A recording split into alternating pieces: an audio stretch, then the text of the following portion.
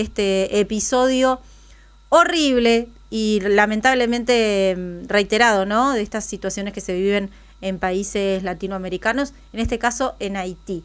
Buen día, Morazzuti, ¿me escucha? Hola, buen día, ¿cómo le va? ¿Usted me escucha bien? Perfecto, ¿cómo está? ¿Bien? Bien, bárbaro. Bueno, a ver, cuéntenos, ¿le llama la atención esto que pase en Haití? No, porque Jovenel lo estaba pidiendo a gritos. O sea, recuerde que Jovenel tendría que haber vencido su mandato en febrero, él no quiso irse, reinterpretó la Constitución, se quería quedar más tiempo del previsto y le hicieron un golpe de Estado. O sea, que en este caso lo mataron, o sea, que no lo podían sacar de otra manera. Recordemos que toda la historia de Haití es bastante tumultuosa. Ellos van de dictaduras a golpes de Estado, gobiernos inestables, intervenciones extranjeras. Han tenido una historia muy desgraciada. Es un país que es interesante porque es el primer país independiente de América Latina. Recuerde que Haití se independizó en 1804, luego que comienza una rebelión de esclavos muy exitosa, liderada por Toussaint Louverture, que es un esclavo, llamado el Napoleón Negro, que logra finalmente independizar el país. Se rebelan los esclavos e independiza el país. Lo que causó en su época gran conmoción en América, particularmente en América del Norte, el miedo a la rebelión de esclavos. Desafortunadamente la historia posterior es bastante desafortunada. Haití es un país que ha sido intervenido varias veces por Estados Unidos. La última intervención fue de las Naciones Unidas, de 2004 a 2011, por toda la tensión que hubo. Luego hubo elecciones, gana un tal Martelly en el 2011. Martelly es obligado a abandonar el país, o es presionado para abandonar el país, tiene muchos problemas para gobernar. En el 2015 es elegido Juvenal, pero hay acusación que se hizo fraude, entonces tuvo que anular la elección y se hizo de vuelta en el 2016, y en el 2016 comienza a gobernar Juvenal.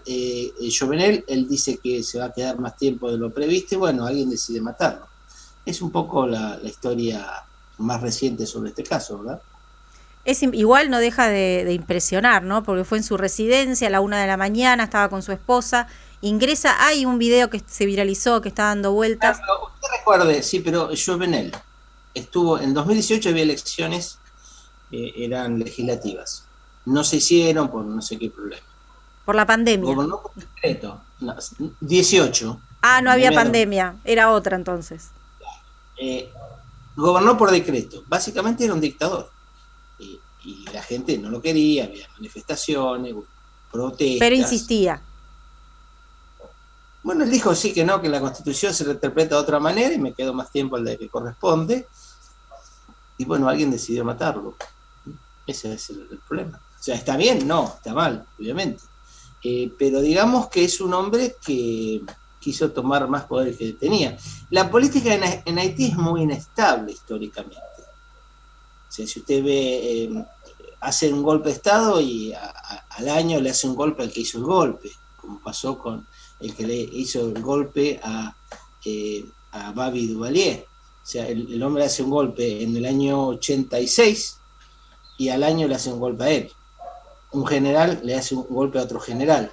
Y esa es la historia de Haití. Es muy inestable. Es un país. ¿Hay alguna potencia que le interese a Haití? Bueno, Estados Unidos lo invade cada tanto, pero no tanto porque le interesa Haití, sino porque hay un gran flujo de refugiados hacia Haití. Hay más o menos 500.000 de haitianos viviendo en Estados Unidos en este momento. Para frenar eso y no para hacerse cargo del país. Bueno, Haití tenía bauxita, en un momento, supongo todavía lo tiene, pero digamos, es un país muy inestable. Si usted lo compara con el otro país que está en la misma isla. Recuerden, Haití está en una isla, en la isla de bueno, en la española es el nombre original, que tiene, por una parte, la República de Santo Domingo y por otro lado Haití. Haití fue descubierto por Cristóbal Colón en 1492 y 200 años después se le cedió a Francia la otra mitad de la isla, que se desarrolló como una típica isla de producción de mano de obra esclava. Bueno, desde su independencia fue inestable. y no es un país que genere un tipo de riqueza que se pueda considerar que justifique invadirlo. De hecho, no necesitan invadirlo, porque en Haití puede ir cualquier empresa que quiera y hace negocio. Lo que pasa es que es tan corrupta la política que usted no puede hacer nada que sea útil ahí. Ese es el problema. ¿Puede traer algún tipo de consecuencias esto que pasó en Haití o va a pasar como un episodio más? ¿Consecuencias internacionales, sí. dice usted? Sí. Mire, habría que ver cómo está el panorama político. Yo eso no lo conozco, o sea, quién está con quién, qué país puede tener interés en meterse. Sé que los chinos intentaron o ya lograron hacer algunas inversiones porque China está invirtiendo en todos los países que rodean a Estados Unidos. Invierte fuertemente, compra territorio. Generalmente, por ejemplo, compra tierras cerca de bases militares norteamericanas, que se cree que algún día se van a usar como bases para algún tipo de inteligencia electrónica. Por ejemplo, hay tierras vecinas a una base militar en México que las compraron los chinos. Los norteamericanos lo saben, o sea, ¿de dónde sale esa información?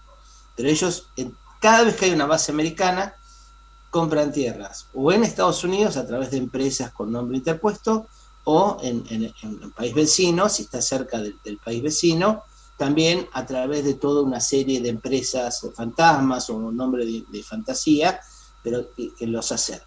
La idea era en Haití también hacer una penetración de ese tipo.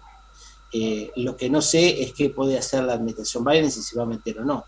En general es un país donde hay mucha inestabilidad y por ahí no justifica los riesgos de una intervención. Puede ser que intervengan de vuelta a Naciones Unidas o no.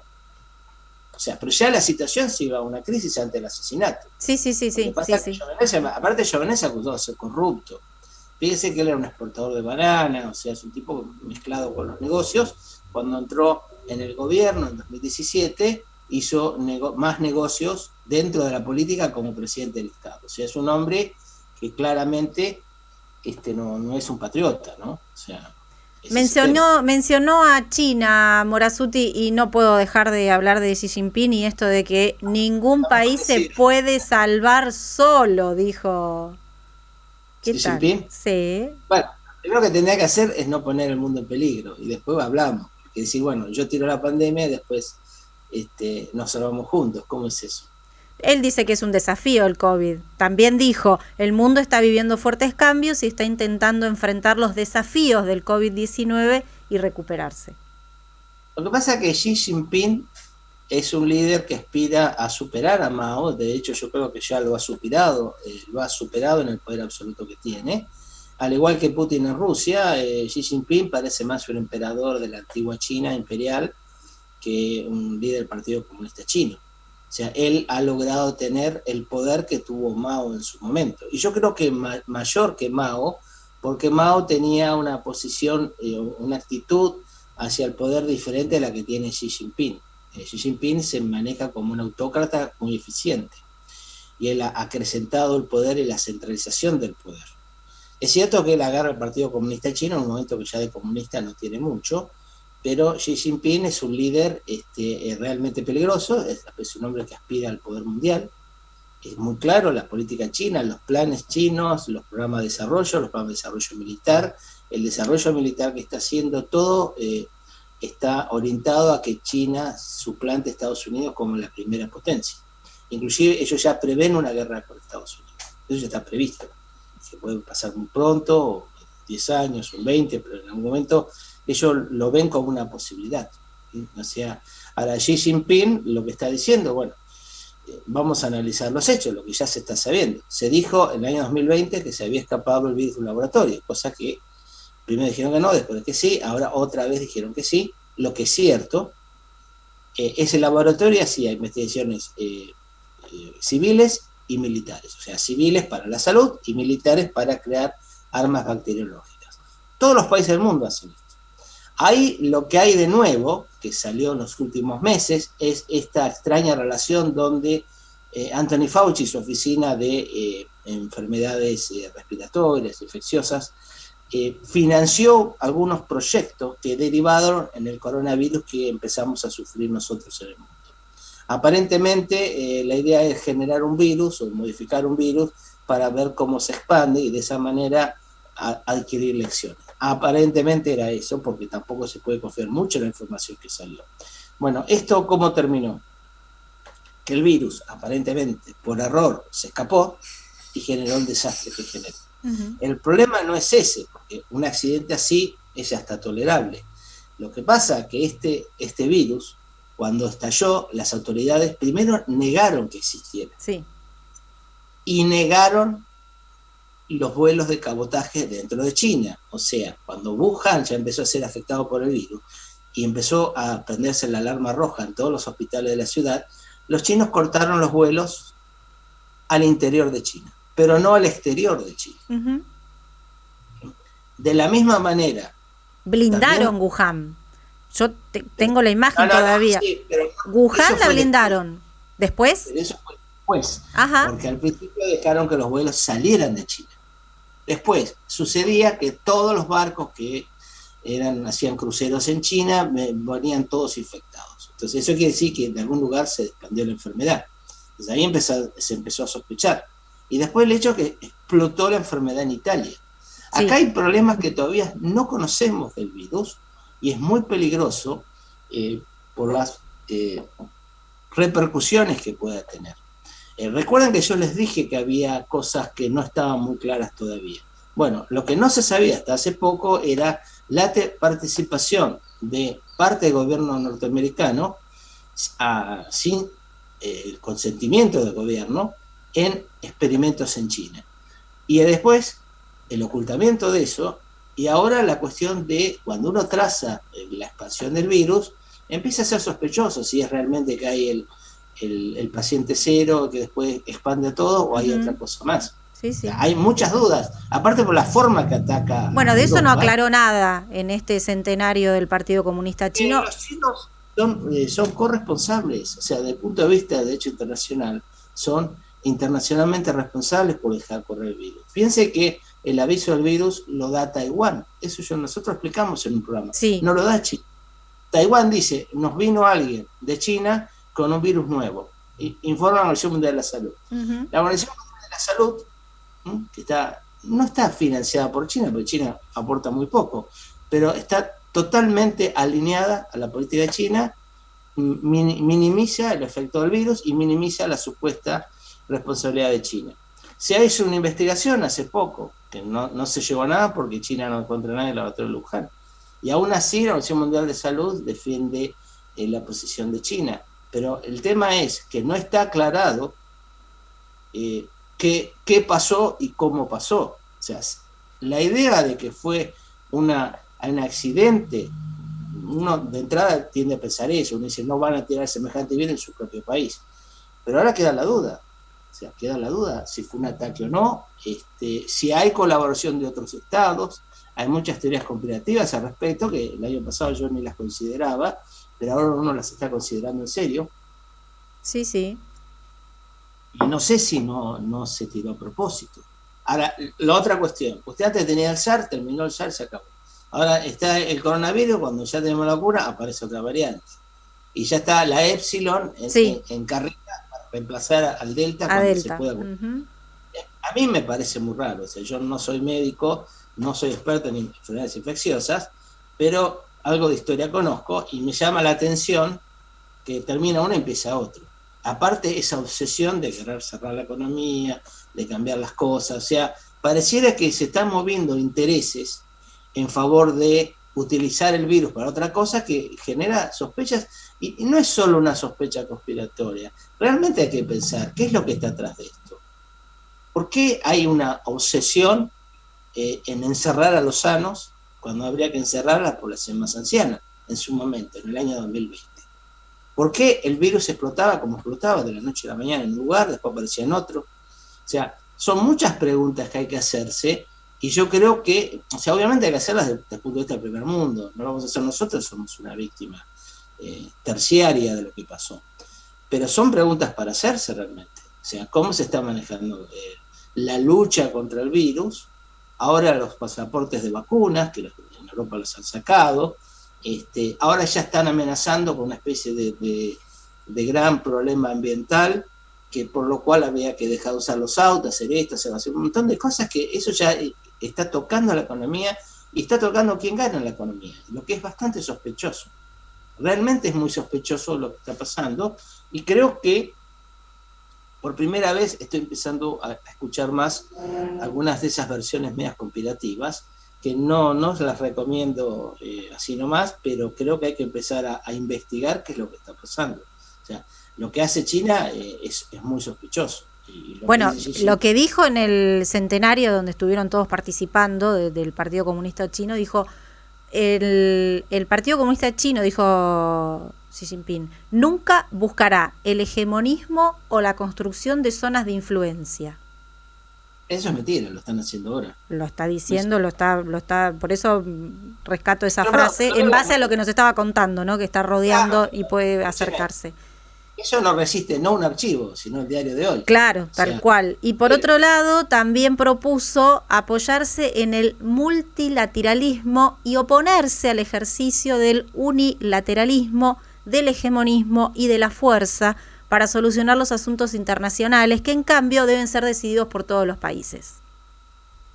Mire, esa supuesta reivindicación supuestamente anti-norteamericana, porque va a eso, primero, a Biden no se le aplica porque Biden no tiene un enfoque internacional unilateral como tenía Trump y antes de Trump los gobiernos republicanos. O sea, los demócratas siempre tuvieron una posición más multilateral. O sea que si es para Biden, no va. El que no interviene en el mundo es mentira.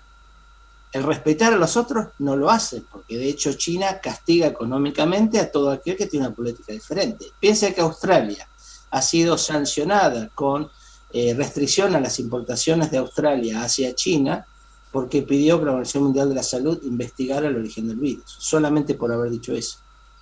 En Australia hay todo un debate, como el que hay en Estados Unidos, que es el país más alineado en la época de Trump contra China, por ese tema. Es más, China castiga a todo país que quiera investigar el coronavirus o se salga de la línea o critique el genocidio de la población uigur o critique eso de sacar los órganos a las personas mientras están vivas para el mercado de órganos. Cualquier estado donde a nivel estatal, legislativo, etcétera, se critique eso, automáticamente recibe sanciones o críticas o amenazas del Partido Comunista Chino. De hecho, una de las cosas que nosotros denunciamos de hace años, la estrategia de China es meterse paulatinamente hasta empezar a lograr captar, es como un virus, infectan, digamos, a cuanto político corrupto haya en el lugar a donde hacen negocios, atan los negocios a la política, no hay negocios fuera de la política en China, las empresas chinas tampoco son independientes del gobierno chino, inclusive las empresas chinas que trabajan fuera de China están obligadas a seguir la línea del partido y responder ante el partido y seguir la política del partido. O sea, los chinos se manejan casi como un panel de abejas. O sea, no es un país de gente independiente. Todo está controlado por el Partido Comunista Chino. Las críticas de chinos radicados fuera de China son castigadas persiguiendo a los parientes de ese chino en China. Es más, se descubrió una red en Estados Unidos, aparentemente está en otros países también, que presionaba a chinos radicados en Estados Unidos a callarse la boca o a volver a China so pena de castigar a sus parientes que viven en China. O sea, no se aceptan disidentes ni adentro ni afuera de China. O sea que no es cierto que son multilaterales. Y los países reciben el mismo tipo de presión. Por eso ellos cuando hacen un negocio en algún lugar, buscan que el negocio sea masivo. No se termina, por ejemplo, compro soja y no compro más nada. No, compro soja, compro empresa, invierto en esto, presto plata al gobierno, hago un puerto, hago un aeropuerto, hago esto, hago lo otro. ¿Por qué? Porque después ellos tienen una cláusula por la cual, si usted no cumple con algo, o si son castigados por algo, le cortan todo junto y le generan un problema al Estado. Esa es una estrategia de gobierno.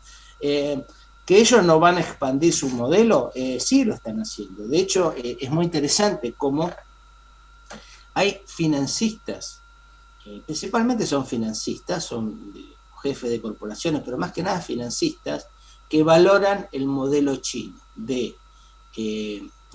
fuerte control de la población, pero libertad, digamos, para los grandes grupos económicos. Son varios los que hablan. O sea, hay muchas personas, no solo nuestro presidente, muchas jefes de corporaciones multinacionales, incluyendo norteamericanas, valoran de China eso, que ellos tienen a la población cautiva, bien controlada, pero las empresas hacen buenos negocios, como un modelo alternativo. Eso es algo que lo hemos discutido también en su programa, si usted lo recuerda. O sea, lo que están buscando las grandes corporaciones es un tipo de, probablemente porque no ven otra expansión posible como está la economía ahora, quizá por malicia, quizá por megalomanía, pero lo que se está viendo, y eso ya fue denunciado en los 90, había muchos alemanes que criticaban eso, muchos científicos alemanes, como Beck, que creo que era uno, que decían, cuidado, Beck se llamaba, cuidado que las multinacionales ya se están saliendo del marco del Estado-Nación y quieren controlar a los estados. Entonces ya no es que usan al Estado para hacer más negocios, sino que quieren controlar al Estado. Bueno, el modelo chino para esas empresas es el ideal. Es ideal, una población claro. fuertemente controlada, un sistema de gobierno seguro, controlado, y si no se hace fraude, como hicieron en Estados Unidos, y de esa manera la población está tranquila. De hecho, si usted ve en Europa, no es casual que muchos dirigentes europeos en Europa Occidental son todos ex banqueros, como Macron. Macron trabajó para la banca Rothschild, es un hombre que está al servicio de los bancos. Los alemanes, Angela Merkel a la cabeza, la políticamente correcta, también está al servicio de esa gente. Y ellos tienen una política globalista muy concreta, muy real. Y eso implica un control de las multinacionales, una reducción de las libertades de las personas, en este caso por el coronavirus, mañana va a ser por el medio ambiente, pero de alguna manera están reestructurando y haciendo una especie de gran experimento social con el mundo, y eso no es una fantasía, eso es real. Hola, Suti, qué interesante cómo nos deja ahora en este mediodía pensando, ¿no? Entonces, es muy interesante. Lo que está pasando. La gente nosotros paradójicamente tenemos una suerte, porque como la Argentina es ingobernable, ni siquiera tenemos ese problema. El problema del autoritarismo general de todo el mundo. En América Latina viene por fuerzas de izquierda, que no son la izquierda de antes, porque no son realmente comunistas. Lo que usted tiene es una mezcla de marxismo con capitalismo de amigos en América del Sur y marxismo suave o socialismo corporativo en América del Norte, Canadá y Europa. O sea, multinacionales que favorecen restricción de libertades y control de la sociedad, pero ellos no se los tocan. Esa es un poco la estrategia de Davos. La estrategia de Davos, el club de Davos, que reúne principalmente a financistas y unas pocas corporaciones, lo que buscan es el control global de la población de Europa Occidental, de Estados Unidos primero, y luego de todo el mundo occidental. Ahora, ojo, este grupo de gente, esta tendencia que se ve, que busca, ellos hablan de, se los acusa de querer un gobierno global. En realidad, yo no sé si quieren un gobierno global. A lo sumo un gobierno global entre la sombra, porque formalmente los estados siguen existiendo. Lo que pasa es que son estados fuertemente controlados por compañías que consideran que para poder seguir expandiéndose necesitan tener a la población más controlada. Hay mucho de megalomanía, hay mucho de cierta actitud ilógica, porque uno dice una clase media grande genera más negocio porque consume más. Pero de alguna manera ellos ven un límite al desarrollo posible. Que de hecho uno de los grandes debates que desnuda la crisis del coronavirus es decir, bueno, la expansión del capitalismo, ¿cuál es su límite? ¿Es ilimitado? ¿Puede llegar más allá? Y esa gente a su vez está asociada con China, porque durante décadas proveyó mano de obra barata que les permitía hacer diferencias. Lo que pasa es que acá hay un problema de fondo, que es el siguiente: los chinos no van a compartir el mundo, la primacía mundial, con un grupo de viejos financistas europeos y norteamericanos. Si ellos quieren la primacía, la quieren para ellos solos, no para compartir. Esta gente está debilitando a Occidente en el momento más peligroso, que es cuando un país antidemocrático y antioccidental está tomando la delantera. Entonces, están socavando sus propios países, generando el ascenso de China en el peor momento posible. Entonces, eso yo creo que es algo delicado. Inclusive para Rusia es delicado porque Rusia los ve como algo peligroso. Rusia no está confiada con China. ¿Entiende? Sí, Esa es la tendencia.